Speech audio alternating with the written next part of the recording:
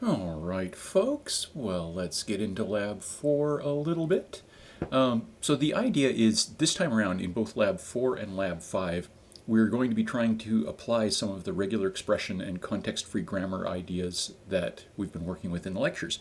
So looking at things like lex to carry out tokenizing of our code using regular expressions, and using yacc to carry out parsing of our code using context-free grammar rules.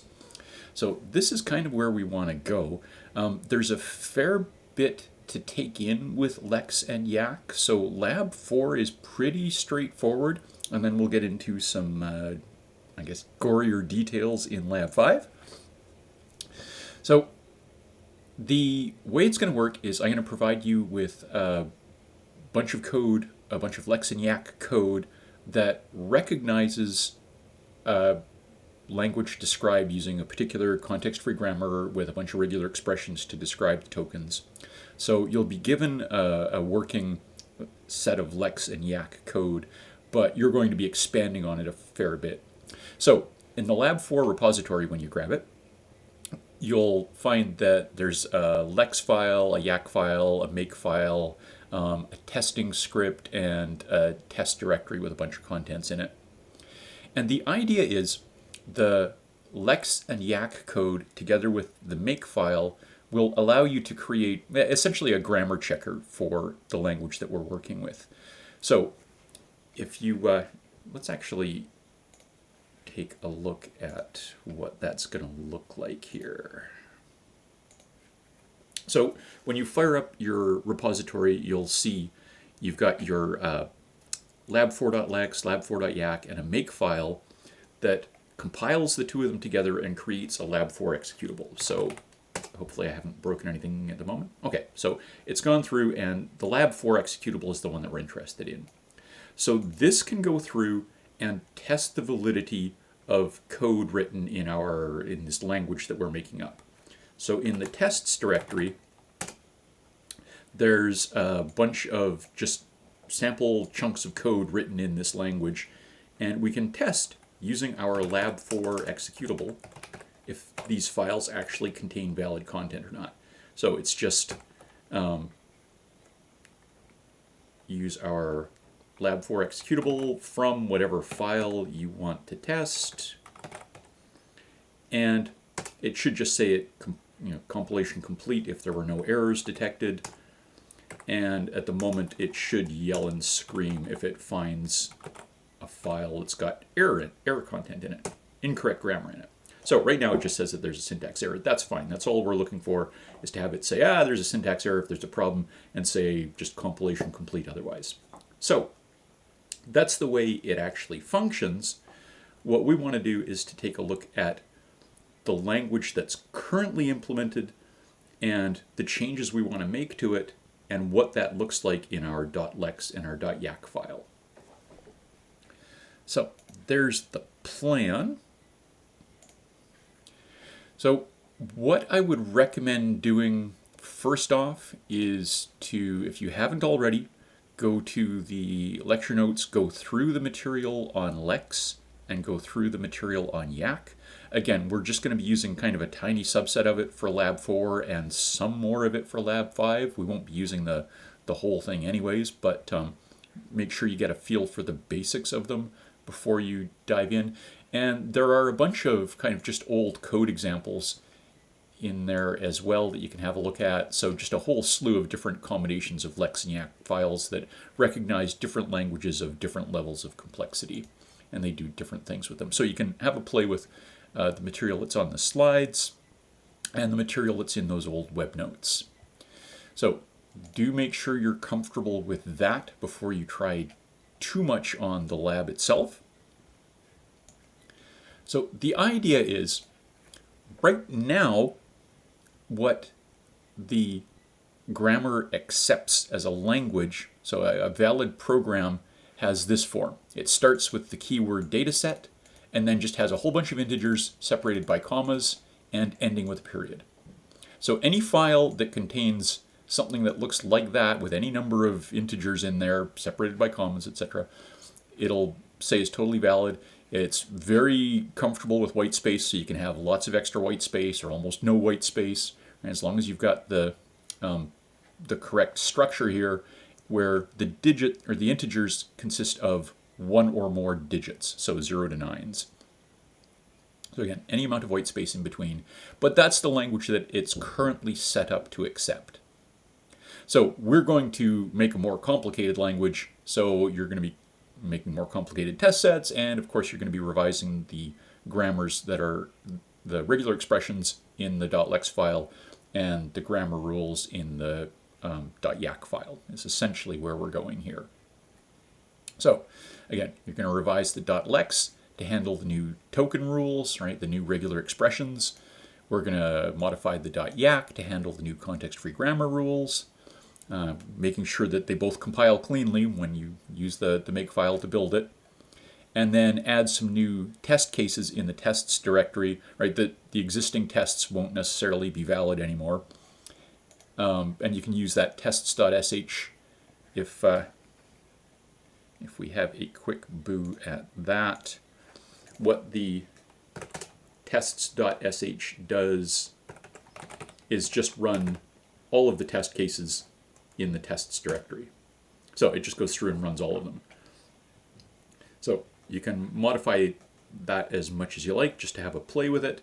But again, the idea is just performing basic testing on our current Lab 4 executable. All right. So again, the way it's set up right now is in the lex file, there are regular expressions to recognize an integer token, so that's just anything that's one or more digits. The start token is just that string data set that has to begin the whole thing. The stop token is just the period, and then the comma token is just the comma. So there's these 4 token types that are currently set up. What we're going to do is get you to revise the regular expression for integers to specify that it can't have leading zeros. So it's got to begin with a 1 to 9, and then after that it can have any number of 0 to 9s. So that's one tweak for the regular expression there. And I'm going to get you to add 3 new token types in your lab4.lex. So one that basically represents postal code. So it's 6 characters, an alphabetic, and then a digit, then an alphabetic, then a digit, then an alphabetic, then a digit. So get you to set up a regular expression and a new token type called postal, a new token type called name that's just a bunch of alphabetic characters, 1 or more alphabetics, upper or lowercase, and a new token called split that's going to have just the colon. So we'll add these 3 new token types to your .lex file, and then we'll add a bunch of new grammar rules in the yacc file. Now, one of the things that I want to point out, let's take a look at the .lex first, just to get a view at what's changing here.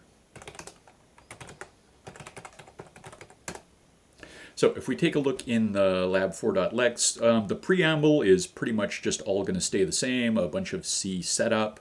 There's some items in there to keep track of what row and column we're on in the source code file as it reads through.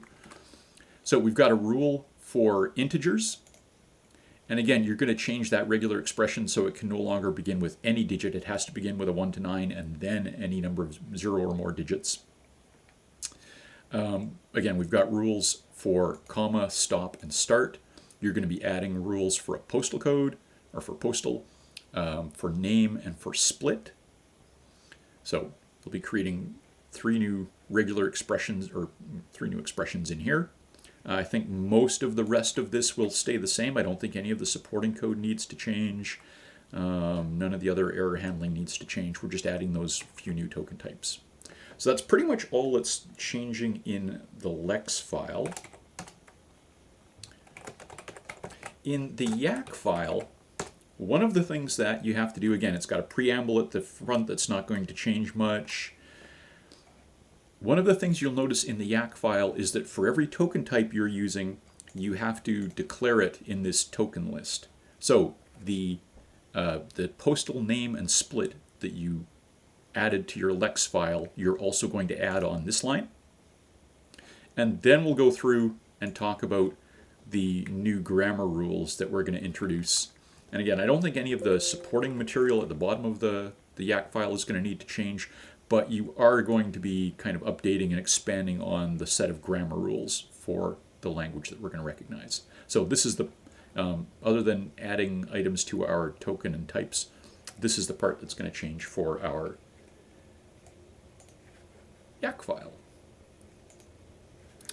All right, so what we're doing in terms of changes to the context-free grammar is, again, we're going to have a bunch of non-terminals and a bunch of tokens, right? The tokens that we've identified before. This is the current setup for the context-free grammar. Basically what it's saying is that a data file can have a start and then a list of things and then a stop, where the list is basically an entry, a comma, and then maybe more entries, or just a single entry, right? So this is how we get that repeating sequence of integer, comma, integer, comma, integer, comma, and then ending with an integer. So at the moment, these entries can only be integers.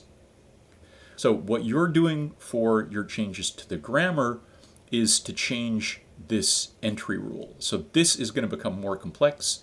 The new format is it's going to be an integer, a name, a split, and a postal. So it's basically going to look like a number, somebody's name, a colon, and then one of the postal codes. So now we're going to get, now essentially our valid file format is going to be a start, and then a whole bunch of these separated by commas still, a bunch of comma separated entries that have a number, a name, a colon, and a postal code. So what a valid file looks like is going to change. And again, we're going through and altering the contents of the yacc file, so this entry is going to be replaced with a new rule that's basically got our integer name, split, and postal. All right, so that's the idea for this time around. None of the changes are too complex, but it does give you an opportunity to play with lex and to play with yacc and to get used to the syntax that we're working with here. And in Lab 5, we'll start doing some more interesting things with it. All right, I think those were the key points.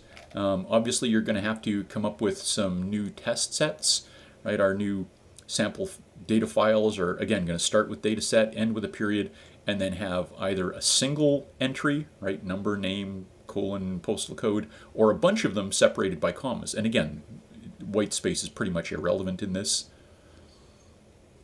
And so you're going to want to come up with a variety of valid and invalid files just to make sure that it is correctly detecting errors and correctly accepting valid files.